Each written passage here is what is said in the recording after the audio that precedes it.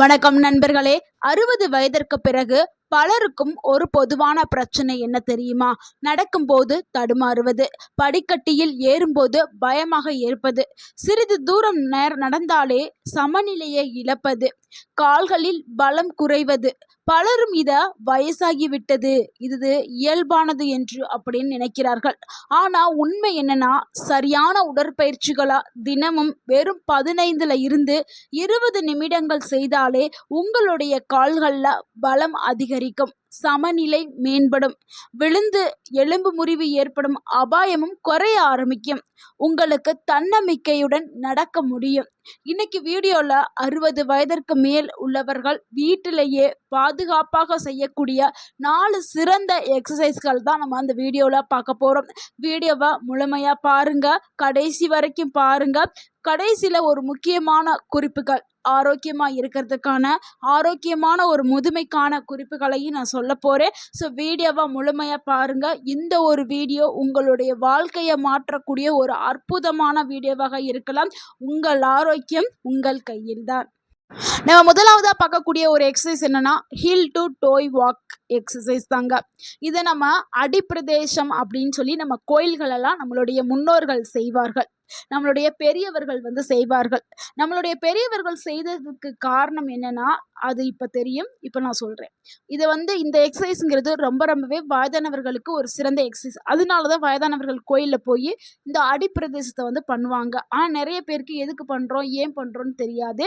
இந்த எக்ஸசைஸ் பண்ணுறதுனால என்ன நன்மைனா, உடலில் சமநிலை அதிகரிக்கும், உங்களுடைய மூளை மற்றும் கால்களுடைய அந்த கோஆர்டினேஷன் ஒருங்கிணைப்பு மேம்படும், தடுமாறுறது குறைய ஆரம்பிக்கும், விழுந்துருவீங்க அப்படிங்கிற அந்த அபாயம் குறைய ஆரம்பிக்கும்.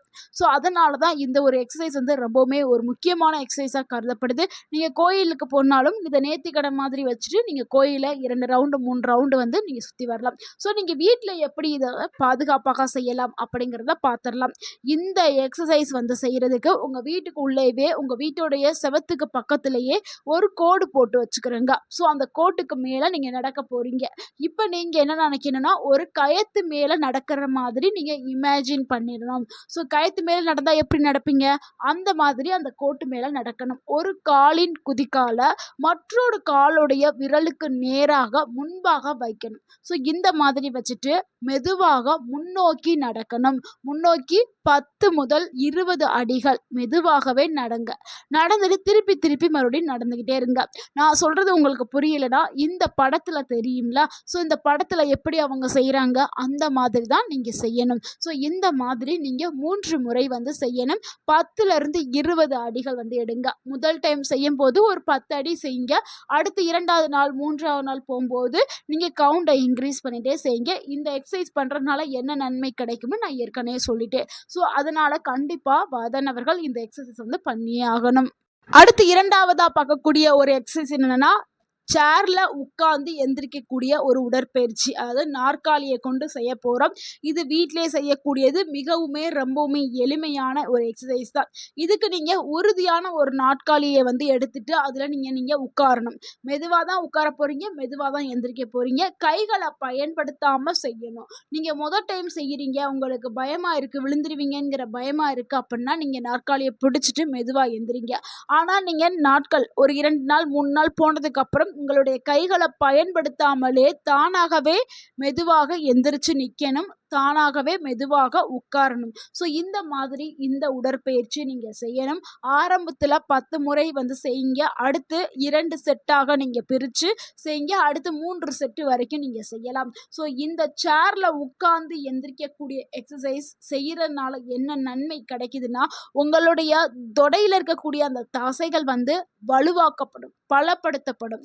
முழங்கால் நல்லாவே பலம் அதிகரிக்க ஆரம்பிக்கும். நீங்கள் ஈஸியாக பாத்ரூமில் உட்கார்ந்து எந்திரிக்கிற மாதிரி ஆயிரும். படுக்கை அறையிலேருந்து பெட்டிலேருந்து ஈஸியாக எளிமையாக எந்திரிச்சுக்கலாம், உட்காந்துடலாம். அடுத்து நாற்காலிலேருந்து எளிமையாக எந்திரிக்கலாம், உட்காந்துடலாம். ஏன்னா இந்த எக்ஸசைஸ் பண்ண உங்களுக்கு சுலபமாக ஆகிவிடும். ஸோ இந்த எக்ஸசைஸ் ரொம்பவுமே ஒரு அற்புதமான எக்ஸசைஸ். கண்டிப்பாக வயதானவர்கள் இதை செய்யணும். இது ஒரு சின்ன எக்ஸசைஸ் தானே, அப்படி ஒரு சிம்பிளானது தானே அப்படின்னு சொல்லி அலட்சியப்படுத்தாதீர்கள். இது உங்களுக்கு நல்ல ஒரு வாழ்க்கையையும் நல்ல ஒரு மாற்றத்தையும் கொடுக்கக்கூடிய ஒரு எக்ஸசைஸ். கண்டிப்பாக எல்லாருமே செய்யுங்க. செய்யுங்க. அடுத்து நம்ம 3வதா பார்க்கக்கூடிய ஒரு எக்ஸசைஸ் என்னன்னா, சிங்கிள் லெக் ஸ்டாண்ட் எக்ஸசைஸ் தாங்க. ஒரு கால்கள வந்து நீங்க மேல தூக்கிக்கிட்டு நிக்கிற எக்ஸசைஸ். இந்த எக்ஸசைஸ் முதல்ல செய்யறதுக்கு சிறிதளவு கடினமாக தான் இருக்கும். அதுக்கப்புறம் வந்து உங்களுக்கு பழகிரும். நீங்க நல்லா ஸ்டேபிளா நிக்க ஆரம்பிச்சுருவீங்க. இதுக்கு நீங்க என்ன பண்றீங்கன்னா, ஒரு சேர் அதே நாற்காலிய நீங்க வச்சுக்கிட்டு கூட நீங்க செய்யலாம். பிடிச்சுக்கிட்டு விழுந்துருவீங்க அப்படின்னு நினைச்சீங்கன்னா, அந்த நாற்காலிய முன்னாடி போட்டு அத பிடிச்சுக்கிட்டு செய்யுங்க. இல்லைன்னா ஒரு செவத்துக்கு முன்னாடி நின்று கூட செய்யுங்க. ஒரு ஒரு கால தரையில இருந்து சிறிது தூரம் உயர்த்தி வைக்கணுங்க. இதுதாங்க இந்த உடற்பயிற்சி. இந்த இமேஜ்ல தெரியுதுல, அந்த பொண்ணு செய்யறாங்களா அந்த மாதிரி ஒரு கால மட்டும் மடக்கி நீங்க 10 வினாடிகள் வச்சிருந்து நின்றுட்டே இருக்கணும். 10 வினாடி கழிச்சு தான் நீங்க கால வந்து தரையில வந்து ஊண்டணும். அதுக்கப்புறம் ஊண்டினதுக்கு அப்புறம் அடுத்த காலுக்கு அதே மாதிரி செய்யணும். ஸோ 2 காலையும் நீங்க மாத்தி மாத்தி செய்யணும். நீங்க 10 வினாடிகள் வந்து ஸ்டார்டிங்ல வச்சிருக்கீங்கன்னா, ஒரு வாரம் கழிச்சு 20 வினாடியா மாத்தணும். 20 வினாடி வரைக்கும் உங்களுடைய கால வந்து நீங்க ஹோல்டு பண்ணி வைக்கணும். அடுத்து 30 வினாடி இந்த மாதிரி நீங்க மெதுவா அதிகரிச்சுக்கிறங்க. ஸோ இந்த எக்ஸசைஸ் பண்றதுனால என்ன நன்மை உங்களுக்கு கிடைக்கும்னா, நல்ல ஒரு சமநிலை மேம்படும். கால் தசை வலிமையாகும். மூட்டுக்கு வந்து கட்டுப்பாட்டுல இருக்கும். விழமாட்டீங்க அப்படிங்கிற அந்த அபாயம் வந்து போயிரும். ஒரு கான்ஃபிடென்ட் வந்து உங்களுக்கு கிடைக்கும். ஒரு தன்னம்பிக்கை உங்களுக்கு கிடைக்க ஆரம்பிக்கும். அடுத்து நம்ம 4வதா பார்க்கக்கூடிய ஒரு உடற்பயிற்சி என்னன்னா, ஹீல் ரைஸ் எக்ஸசைஸ் தாங்க. அதாவது கால்கள தூக்கி நிக்கக்கூடிய உடற்பயிற்சி தான். ஸோ இதுக்கு நீங்க ஒரு செவத்த பிடிச்சுக்கிட்டு கூட பண்ணலாம்.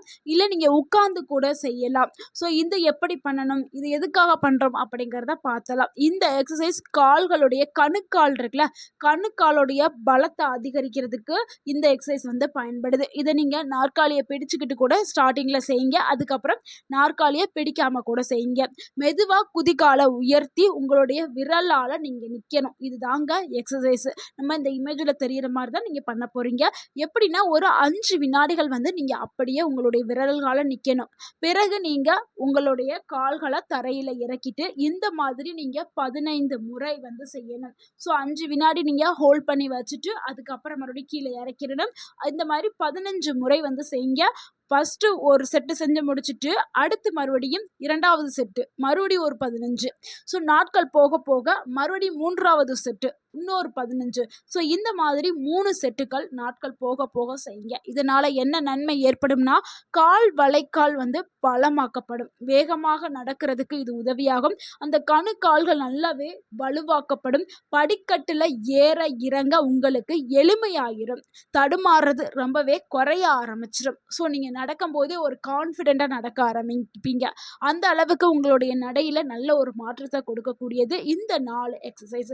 ஸோ இந்த 4 எக்ஸசைஸ் கூடவே நம்ம கூடுதலாக செய்ய வேண்டிய சில விஷயங்களை நம்ம பார்த்துருவோம். ஸோ காலையில நீங்க எந்திரிச்ச உடனே வெறும் வயிற்றுல 1 கிளாஸ் ஆஃப் தண்ணி நீங்க எந்திரிச்ச உடனே குடிச்சிடணும். ஸோ அது சுடு தண்ணியா இருந்தாலும் சரி, பச்சை தண்ணியா இருந்தாலும் சரி, உங்களுக்கு எந்த தண்ணி உங்களுக்கு சூட் ஆகுதோ அந்த தண்ணியை குடிச்சிருங்க. குடிச்சதுக்கு அப்புறம் நீங்க என்ன பண்ணணும்? நடைப்பயிற்சி மேற்கொள்ளணும். 20லிருந்து 30 நிமிடம். உங்களால நல்லா நடக்க முடியும் அப்படின்னா நீங்க நடைப்பயிற்சி மேற்கொள்ளுங்கள்.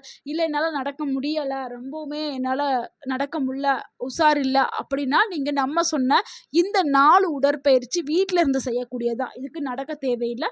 இந்த 4 உடற்பயிற்சி செய்யுங்க. இல்லை என்னால நடக்க முடியும்னா நடைப்பயிற்சி மேற்கொண்டுட்டு அதுக்கப்புறம் இந்த 4 எக்ஸசைஸை வந்து செய்யுங்க. சின்னதா ஒரு வார்ம் அப் எடுத்துக்கிறேங்க. கை கால்களை ஆட்டுறது, தோள்பட்டையை எப்படி ஆட்டுறது, சாய்க்கிறது, இந்த மாதிரி சின்ன சின்ன வார்ம் அப் எடுத்துட்டு அடுத்து மூச்சு பயிற்சி உங்களால் செய்ய முடிஞ்சா செய்யுங்க. அது ஒரு 5 நிமிஷம் தான். மூச்சு நல்லா இழுத்து வெளியில விட போறீங்க. இது ஒரு 5 நிமிஷம் செய்யுங்க. அதுக்கப்புறம் உணவுங்கிறது ரொம்பவே முக்கியம். ஸோ நம்ம உடற்பயிற்சி நம்ம உடலுக்கு முக்கியம். உடற்பயிற்சி முடிச்சாச்சு. அடுத்து உணவுன்னு பார்க்கும்போது புரோட்டீன் அதிகமாக இருக்கக்கூடிய உணவுகளை எடுத்துக்கிறணும். புரோட்டீன் எதுலலாம் இருக்குது? பாசிப்பயிறு, முட்டை, மீன், கறி, பால், தயிர், இது எல்லாத்துலயுமே இருக்குது. அடுத்து வந்து நம்ம இப்போ முட்டை கறிலாம் சாப்பிட முடியாதவர்கள் பயிர் வகையை பாசிப்பயிறு, கொண்டைப்பயிறு, பட்டாணி, ராஜ்மா, இது எல்லாத்துலேயுமே புரோட்டீன் அதிகமாகவே இருக்குது. ஸோ இந்த மாதிரியான புரோட்டீன் உணவுகளை நீங்கள் சாப்பிடணும். அடுத்து கால்சியம் நிறைந்த உணவுகள் அண்ட் விட்டமின் டி, இது ரெண்டுமே நம்ம எலும்புகளுடைய ஆரோக்கியத்திற்கு ரொம்ப முக்கியம். ஸோ அந்த உணவுகளை சாப்பிடணும். கால்சியம் இதில் இருக்குது. பால், தயிர், ராகி, எள்ளு, முருங்கைக்கீரை, இது முட்டை, இது எல்லாத்துலேயுமே கால்சியம் இருக்குது. ஸோ கால்சியம் நிறைந்ததை எடுத்துக்கிறோங்க. விட்டமின் டி வந்து முட்டையோட மஞ்சள் மணத்தக்காளியில் இருக்குது, காளானில் இருக்குது.